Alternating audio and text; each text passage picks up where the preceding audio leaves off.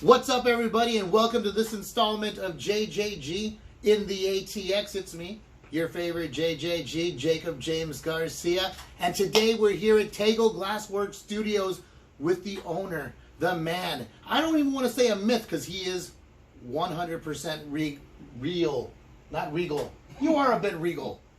I'm here with my dear friend, glass blower and business owner, Jay Tagle. Jay, how you doing, brother? I'm doing well, thank you. Dude, is it Tagle or Tagle? It's Tagle down home. It's Tagle to those who can't pronounce it. Okay, I give up. Where's down home? Corpus Christi, Texas. Oh, so you're a South Texas guy. I'm a South Texas guy. I was born and raised, 19 years. Scooted to Austin. Been here since 92. 92? 1992. Okay, I got here 99, so you got me beat up by a little bit. So before we even go on a little bit more, I do want to say a little bit about this guy on a personal level. So years ago, him and I used to blow glass for a large company. Since then, we've gone independent, we've moved forward, and we decided to venture out in business. A lot of y'all know this guy's name. Now you see the face. He's the one who's actually my business consultant. He's a mentor, if you will. So when I have problems with my glass, I'm like, hey man, why is the amber cracking? He tells me what to do. So he actually has a very special place in my heart. I have a question for you. It's cliche because I know everyone's like, how'd you get into glass blowing? So I'm going to ask you a question. You've heard it a million times. If you were on death row, what would be your last meal? Fried chicken. You weren't even thrown for a loop. That's awesome. They were like, I thought it was going to be about glass blowing. You're like, fried chicken. I love fried chicken. Fried chicken with what? Tacos. What are your sides? Tacos. Fried chicken and tacos? Yeah. My last meal in prison, I'm going to have tacos. I'm going to have fried I chicken. didn't even say you were in prison, bro. You said death row? I just thought it was your last meal. Oh, maybe death row. We got to go back and watch the replay. So, worst case scenario it is right now. Yeah, I didn't say you were a criminal, dude. So a chicken fried steak. What would be the sides of the chicken fried steak? Fried chicken. Mashed taters. Mashed taters. And the broccoli cheese casserole. Rice. Speaking of broccoli cheese, have you been to Gourmands yet? No. Gourmands is a place on 7th on the east side, and it has a broccoli beer cheese soup inside a bread bowl. Oh, I'm on that. So, please go. It's so good. So let's actually talk about glass blowing. All right. What is it that got you into glass blowing? Like, what was the thing that sparked it? For me, it was an accident. Like, I was a complete accident. I didn't know it was a thing. So interested in it, just watching stuff on TV like everybody else. But when I ran into it on a personal level, I had a friend I worked with, and his brother worked at a glass shop downtown Austin in '92, and I got hooked up with those dudes, and it just took off from there. I saw them blowing glass, and then I started blowing glass with them. Is there a feeling of satisfaction? Because look, we know I have JJG glass. We know I have that aside from being a touring comedian, but I make glass, and it is very. It's like, to me, I compare it to making fries in a fryer. I put the fries in the fryer, I take them out, dump them, put the fries in the fryer. I don't do art. I'm a human machine. I mass produce. Do you, because I've seen your work, I've seen what you do. Do you have a sense of satisfaction at the end of a piece? I mean, do pieces speak to you that way? For the most part, I've had few pieces speak to me that way, but everything else is kind of just on the fly. Whatever I'm working on, I'll grab a piece, put it on the lathe, and just kind of work it however. But there are pieces that I do draw out and I attempt to make, and sometimes they happen and sometimes they don't. Okay, so would you say, I think of you as a hybrid, is the way I see you. I see you as someone who is capable of the art, but sometimes you mass produce. Yeah, you gotta keep the torch on, to be a cliche. Yeah, it's kind of like keeping the kitchen lights on. You gotta pay for this. I mean, all of this is his studio. We're inside his studio right now. Yeah, and you gotta do production. You gotta do some sort of steady income, or else you can't do what you love to do. And sometimes I get off onto the craftsman is the artist, but that's way deep. But yeah, I like to do production, but I enjoy the hell out of art. I think you were the one, because I remember when we used to work together under one roof, I remember that I was asking you about marbles. Because see, here's the thing about the glass world. It's not just pipes. pipes are what's a lot of times most lucrative. Would you agree with that? Yeah, You yeah. push a bowl in a carbon, and all of a sudden it goes from artwork to functional artwork, and people want to buy it. Yeah. So a lot of times, like, there's also the art, and I saw these marbles, and I saw him messing with these marbles, and you were doing implosions, and you were making flowers, and you make these circle marbles, and there's such a great process to it. And I asked you, I was like, who buys this? You know, like, who, not to be offensive, but who wants a marble? There's collectors, believe it or not. There's collectors, and there's collectors all over the place. There's definitely other people in other countries that collect, and they get a hold of you on Instagram or however you're out there in the world, and you sell them marble. And it's definitely not as much as pipes, but they are out there. Like, so I know you were doing that. Was that satisfying? Because I saw, I saw great. your marbles. Those were great. I saw your marbles. You lucky guy. You're a really lucky guy. What can I say? He's like King Kong de Schlong over here. And he's married. A married man. And so I saw them, and they were really, really beautiful. I saw your post. I loved it when they were still hot. Oh, yeah. Like, because they have this orange glow, so it's the design plus this orange glow, because it's still heated from the fire. Did you have satisfaction in that? Definitely. Learning those techniques were the most satisfactory, because you see something and you want to do it the first couple of times, really suck. But what's weird is occasionally that first time doing a technique and you get it, and then the second, third, and fourth time suck, you'll never forget those times. But learning those techniques, it's all about just progressing. Like, would you say this is a fair assessment? Because I find this to be true with me. You know that old saying, when the student is ready, the teacher appears?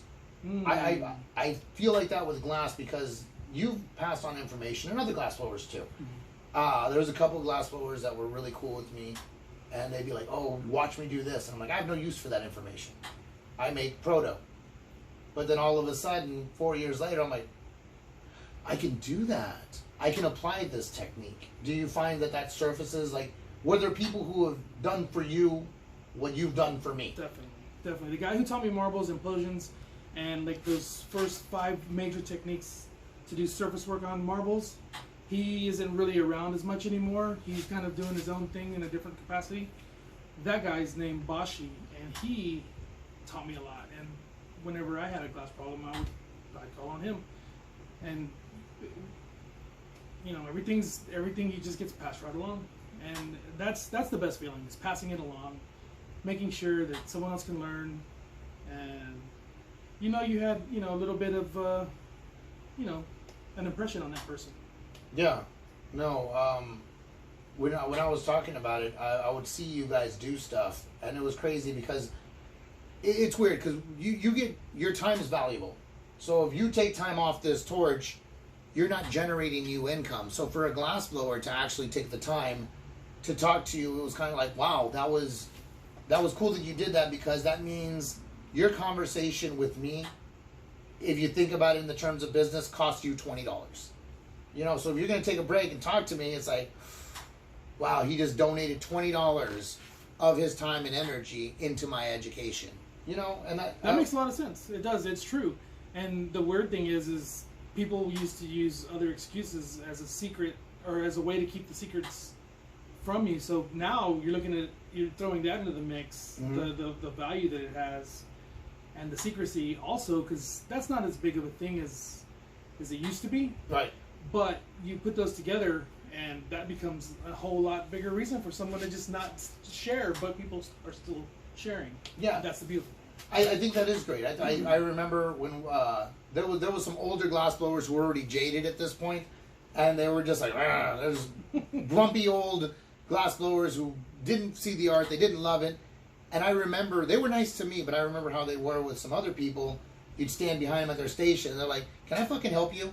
Yeah. And it's just like, okay. Walking away, tiptoeing away.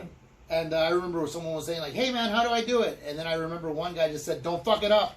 And just walked away. Like, that was his advice. Like, how do I do this? Just don't fuck it up.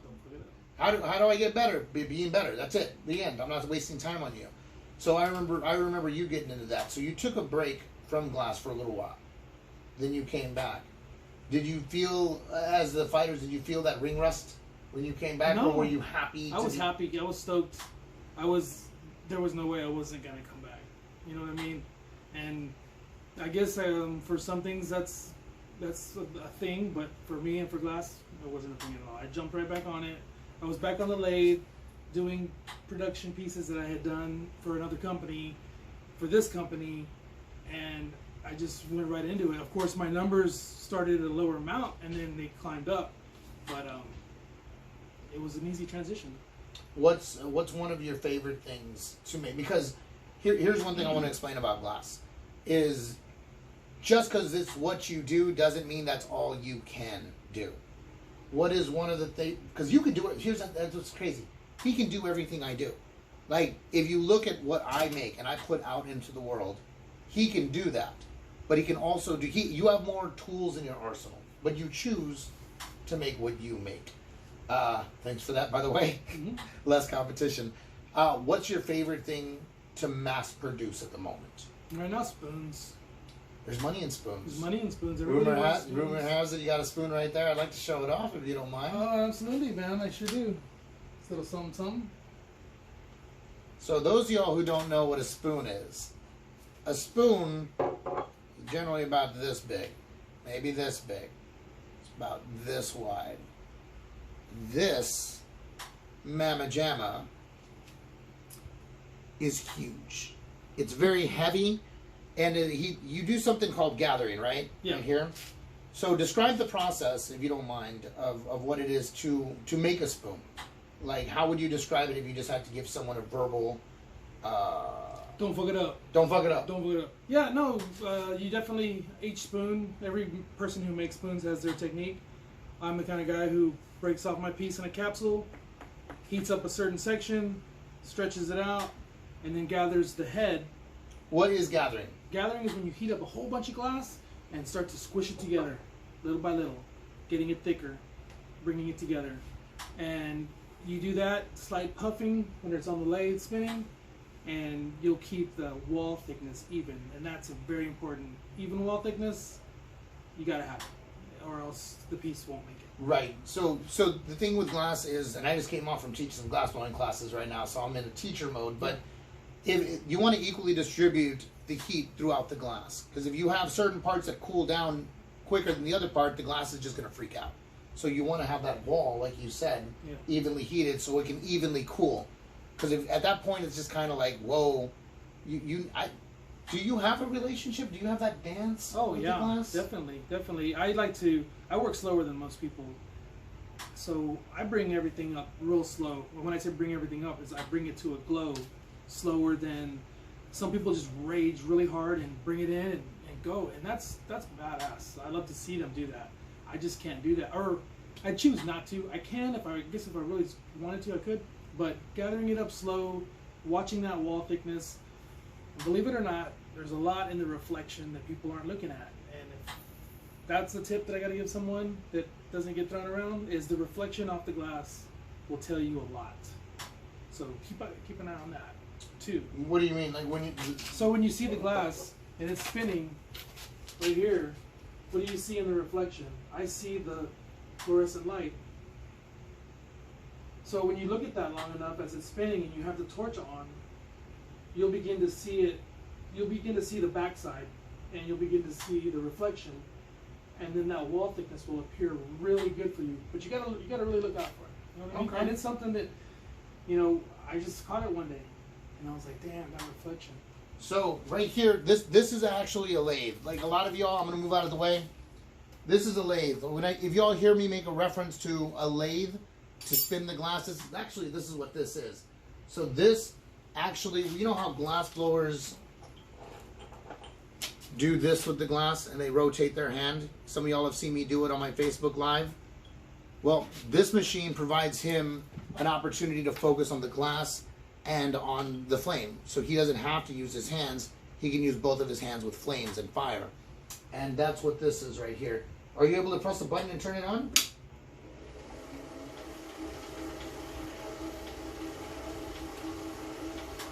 See that right there? And it's like, okay. So it turns on, and this is the workstation. Do you ever get hypnotized when you're I don't know. I think what do they call that? In the zone, you know, flow state.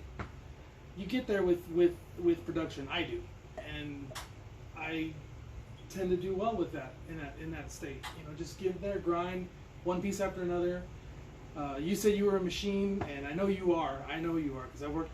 Yeah. But you know, I think you know I am too. Yeah. No, I know. Yeah. No, that's just we are. Going Mexican, bro. Going Mexican. That's what's up. I used to try to compete with the Vatos. Yeah. Not an easy thing to do. So like there's these other glass blowers. We called them the Vatos. There were 5 of them, and maybe even 6. Who knows? But they multiplied. We got them wet, and their backs were all like, "I'm a wet back." No, they weren't. No, it was like that was horrible. That was horrible. But they're like gremlins, is what I was trying to say. But they were the real kind of Mexicans. Like I'm like American Mexican. Jay's like American Mexican. So these guys were Mexican. So I wanted to compete with them because I know how do you outwork a Mexican? You don't. You don't until I get there. So I got there and I'm like, he made this many, cool. And I would just sit there and just try to make as many as I could because I wanted to. It secretly was kind of like I know my dad would be proud if I out Mexican the Mexicans. Yeah. And be like, what you think about me now, good sir? And you're in the will. Yeah. So, is there a pet peeve of yours when it comes to the glassblowing community? I'm curious about that. I guess the only thing that I would say that annoys me the most is people ask for advice and then don't listen to it. Like, hey, how do you gather something? Well, you know, do the opposite of what you just told them. Or right. You tell them and then they go tell someone who asks them and they tell them wrong. Yeah. That's really annoying too because there are people out there who, I guess this would be on there too, the annoying things is people will tell you how to do stuff wrong on purpose, you know? And that is like, why are you doing that? But there's enough room at the top of the mountain for all of us. It's a big top. But I'm going to tell you, one of the things that used to get me, and it doesn't anymore, I actually just talked about this earlier today, was people falling in love with the romanticism of being a glassblower. They like the idea, but that's anything. I suppose it's anything with comedy, with music, with poetry. But it used to bother me. Like, oh, I'm a glassblower. And it's like, no, you are not. Like, these guys right here, this girl right here, they're putting the time. They're literally putting blood, sweat, and tears. You're hanging out here on your 10th cigarette break. Yeah. And you've been on the torch for 20 minutes. That used to get to me. Dude, yeah, there's that too. I knew how hard I was working, and I see other people just loving the idea, and it's like, look, you got it. That used to bother me. What's one of your favorite things about the glassblowing community? The community. The community. Well, I guess right now, Armadillo Art Glass Initiative does a bunch of good stuff, and I like to participate in that. And that involves the whole entire community. And it's, Craig Lewis runs that. Joe Blow is his glassblowing name. So that's like an event-wise that, as far as just like the social part of it, I guess the sharing, when people do decide to share and collaborate, that is probably the best. Right now, if you were to recommend, we're going to get to your information, but if you were to recommend something for the average listener, you're more than average, you're special. But for the viewer at home to keep an eye on, is there like a documentary or is there something that introduces and fairly represents what the art of glassblowing is? There's something that you think they should look after and be like, you know what? This or is there a particular artist that, aside from you, that they should follow?